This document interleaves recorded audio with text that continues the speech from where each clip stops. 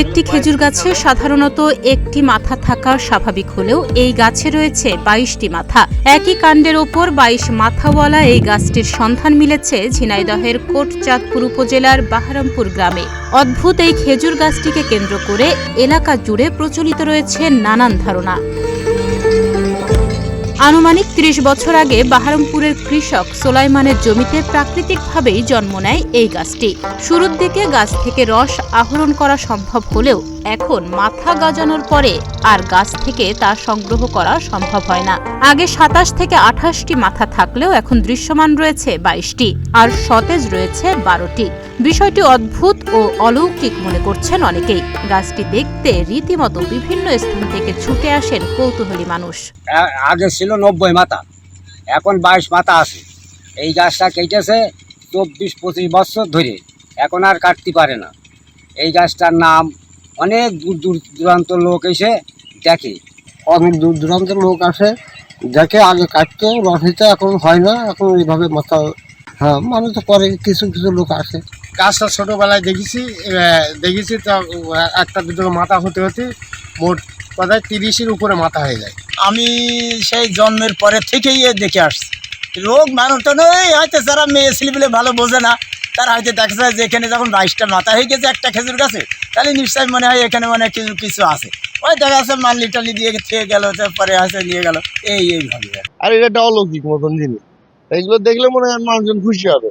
তো আমরা চাই যে আরো লোকজন আসুক, আমাদের এখানে বাইরে থেকে আসুক। গাছটি ব্যক্তি মালিকানাধীন জমিতে হওয়ায় সংরক্ষণ ও পরিচর্যার কোনো ব্যবস্থা নেওয়া হচ্ছে না বলে জানান স্থানীয় ইউনিয়ন পরিষদ চেয়ারম্যান। যেহেতু ওটা ব্যক্তি মালিকানা, তো যার কারণে আমরা আমাদের পরিষদ কিংবা উপজেলা থেকে কোনো রকম আমাদের ব্যবস্থা নেওয়া চলে না বা আমরা নিতে পারি না। যেহেতু ব্যক্তি মালিকানা, তো সরকারিভাবে যদি আমাদের কোনো নির্দেশনা থাকে তাহলে আমরা ওই জায়গাটা একটা দার্শনিক একটা জায়গা হিসেবে আমরা হয়তো বা বিভিন্ন কার্যক্রম করতে পারি। ওখানে মানুষ পর্যটন হিসেবে যদি আসতে পারে বা ওটা সংরক্ষণ যদি করতে বলে তাহলে আমরা সংরক্ষণ করতে পারি, কিন্তু তাছাড়া তার আগে তো আমরা করতে পারি না। ঝিনাইদহ সরকারি কেসি কলেজের উদ্ভিদ বিজ্ঞান বিভাগের সহকারী অধ্যাপক জানান, অতিরিক্ত ফাইটো হরমোন নিঃসরণের কারণে অনেক সময় এমনটি হতে পারে, তবে সচরাচর এমনটি দেখা যায় না।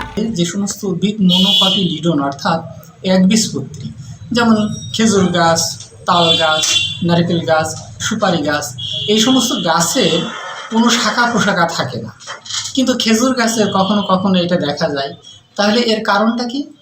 এর কারণ আমরা যেটা জানি যে এই সমস্ত উদ্ভিদে এক ধরনের ফাইটো হরমোন নিঃসৃত হয় অতিরিক্ত পরিমাণে, এবং এই নিঃসৃত হওয়ার ফলে ওই উদ্ভিদগুলোর জেনেটিক্যালি রিকম্বিনেশন ঘটে যায়, যে তার যেটা শাখা প্রশাখা হওয়ার কথা না, সেইটা খেজুর গাছে এই ধরনের অস্বাভাবিকতা দেখা যায়।